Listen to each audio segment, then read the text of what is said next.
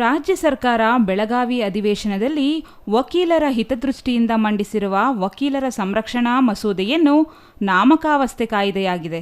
ಈ ಕಾಯ್ದೆಗೆ ಕವಡೆ ಕಾಸಿನ ಕಿಮ್ಮತ್ತಿಲ್ಲ ಎಂದು ವಕೀಲರು ಆಕ್ರೋಶ ವ್ಯಕ್ತಪಡಿಸಿದರು.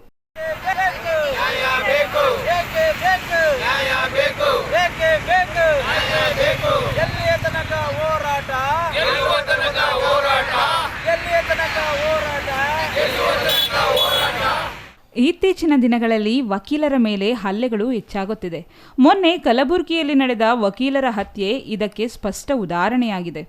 ರಾಜ್ಯ ಸರ್ಕಾರ ಮಸೂದೆಯಲ್ಲಿ ಜಾರಿ ತಂದಿರುವುದು ಕಣ್ಣೊರೆಸುವ ತಂತ್ರವಾಗಿದೆ.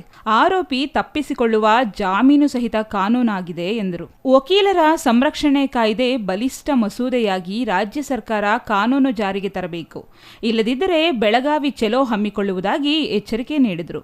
ನಮ್ಮ ವಕೀಲ ಸಂರಕ್ಷಣಾ ಕಾಯ್ದೆ ಇಲ್ಲ, ಇದರಿಂದ ವಕೀಲರು ಭಾಳ ಭಯಭೀತರ ಕೆಲಸ ನಿರ್ವಹಿಸುವಂಥ ಒಂದು ವಾತಾವರಣ ಉಂಟಾಗಿದೆ.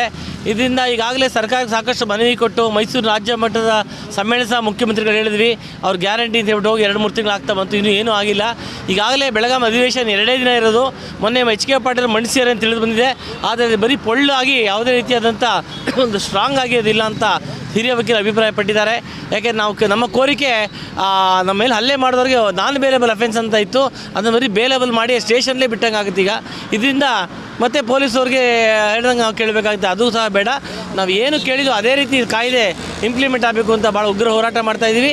ರಾಜ್ಯಾದ್ಯಂತ ಹೋರಾಟ ಮಾಡ್ತಾ ಇದ್ದಾರೆ. ಇದರಲ್ಲಿ ಒಂದು ವಿಶೇಷ ಏನಪ್ಪ, ಹೈಕೋರ್ಟ್ ವಕೀಲರು, ಹಿರಿಯ ವಕೀಲರು ಎಲ್ಲರೂ ಬಂದಿದ್ದಾರೆ. ನ್ಯಾಯಾಂಗದಲ್ಲಿ ಸಾಮಾನ್ಯ ಎಲ್ಲ ವಕೀಲರು ಸ್ಟ್ರೈಕ್ ಮಾಡ್ತಾ ಇದ್ದೀವಿ. ಇದಕ್ಕೆ ತಕ್ಷಣ ಸರ್ಕಾರ ಸೂಕ್ತ ಕ್ರಮ ಕೈಗೊಂಡು ಈ ಕೂಡಲೇ ವಕೀಲರ ಸಂರಕ್ಷಣಾ ಕಾಯ್ದೆ ಜಾರಿ ತರಬೇಕು ಅಂತ ನಂಜನಗೂಡು ವಕೀಲರ ಸಂಘ ಯಾವತ್ತೂ ಹೋರಾಡ್ತಾ ಹಿಂದೆ ಬಿದ್ದಿಲ್ಲ. ಎಲ್ಲ ಒಂದು ತುಂಬ ಹೃದಯದಿಂದ ಇವತ್ತು ಸಾಕಷ್ಟು ನೂರಾರು ವಕೀಲರು ಬಂದಿದ್ದೀವಿ. ಮಹಿಳಾ ವಕೀಲರು ಸೇರಿ ನಾವೆಲ್ಲ ಮುಷ್ಕರ ಹೂಡಿದ್ದೀವಿ. ಈಗಾಗಲೇ ನಾಳೆ ನಡೆದ್ರು ನ್ಯಾಯಾಲಯದ ಕಾರ್ಯಕಲಾಪದಲ್ಲಿ ಭಾಗವಹಿಸೋದಿಲ್ಲ. ಮತ್ತು ಏನಾದರೂ ನಾಡಿದ್ದು ಶುಕ್ರವಾರದೊಳಗೆ ಅಧಿಸೂಚನೆ ಹೊರಡದೇ ಇದ್ದರೆ ಅನಿರ್ದಿಷ್ಟಾವಧಿ ಕಾಯ್ದೆ ಆಗುತ್ತೆ. ಇದು ಬಹುಶಃ ವಿಧಾನಸೌಧ ಮುತ್ತಿಗೆ, ರಸ್ತಾ ರೋಕೋ, ಈ ರೀತಿ ಕರ್ನಾಟಕ ಬಂದ್, ಈ ರೀತಿ ಕಾಲು ಮಾಡಬೇಕಾದಂಥ ಪರಿಸ್ಥಿತಿ ಬರ್ಬೋದು ಅಂತ ಹೇಳ್ತಾ ನಮ್ಮ ಎಲ್ಲ ಈ ಹೋರಾಟಕ್ಕೆ ಸಹಕಾರ ಕೊಡಬಹುದು, ಎಲ್ಲರೂ ಕೈಬೂದು ಕೇಳ್ಕೊತಾ ಇದ್ದೀನಿ. ಸುರೇಶ್, ವಕೀಲ ಸಂಘದ ಅಧ್ಯಕ್ಷರು, ನಂಜನಗೂಡು. ನ್ಯಾಯಾಂಗದ ಕಾರ್ಯಕಲಾಪವನ್ನು ಅನಿರ್ದಿಷ್ಟದ ಅವಧಿಯವರೆಗೂ ಬಹಿಷ್ಕರಿಸಿ ಪ್ರತಿಭಟನೆ ಮಾಡಲಾಯಿತು. ಬಲಿಷ್ಠವಾದ ಕಾಯ್ದೆ ಜಾರಿಯಾಗದಿದ್ದರೆ ರಾಜ್ಯಾದ್ಯಂತ ಪ್ರತಿಭಟನೆ ಮಾಡಲಾಗುವುದು ಎಂದು ಪ್ರತಿಭಟನಾಕಾರರು ತಿಳಿಸಿದರು.